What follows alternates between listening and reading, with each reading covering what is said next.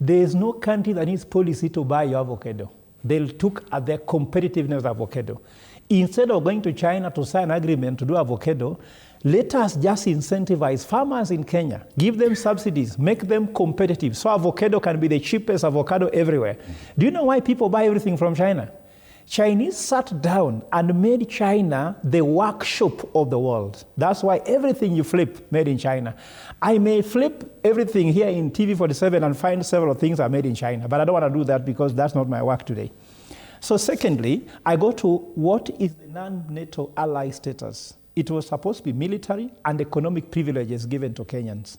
Now, what are these? The first was that if you become NATO ally, you get what's called a loan, actually a loan, to be able to buy equipment for military.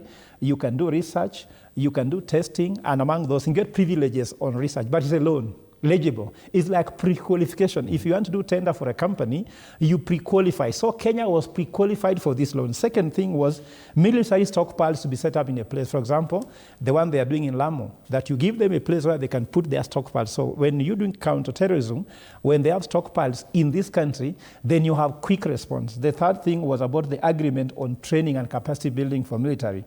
And then lastly, I don't know why this is important, but the US can purchase your depleted uranium. If you have depleted uranium, they can actually purchase them. So if Kenya loses this status, that's what they are losing.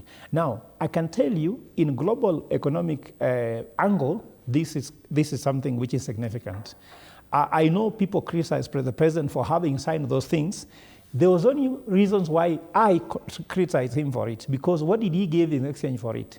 The land that was given was not done in public participation, you understand? And sometimes deploying those stockpiles in the country makes other countries respond to you like you are now an enemy. Mm-hmm. But that is what was supposed to be done. So I'm trying to say, if we lose that, then our speed, because everything, military strategy is that speed and surprise.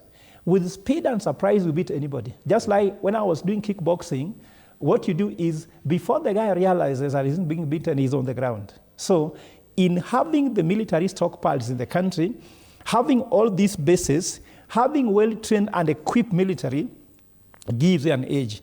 And I want to say that normally, a friend is not a friend you drink beer with. A friend that you have suffered with, for example, if I go to jail with you, and we're in a cell for 48 hours, when I'm just looking at your face, you're looking at me. When there's no food, I look at you. You become a friend than if you drink beer in the bar. That's why when these bomb blasts took place in Kenya, Kenya mourned at the same time Americans mourned. And because Kenya and Americans mourned, it actually escalated the relationship between the US and Kenya. And I'll tell Mr. President, it is easy to balance the relationship between China and the US. Jomo Kenyatta said that for us, we are non-allied. Mm-hmm. Non-allied does not make you look American or USSR.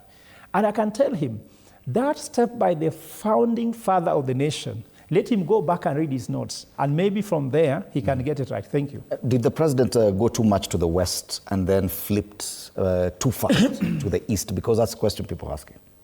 No. And I think